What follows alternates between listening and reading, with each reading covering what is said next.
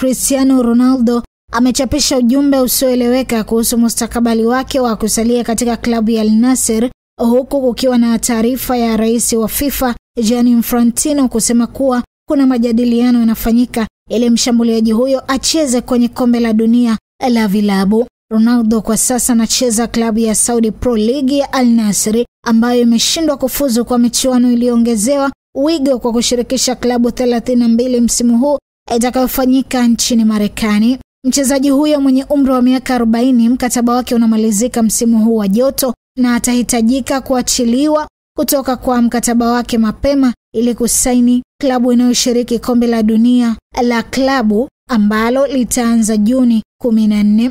CR7 katika chapisho lililotoa kwenye mtandao wa Instagram yenye wafuasi milioni 654 ameandika, ukurasa umefungwa.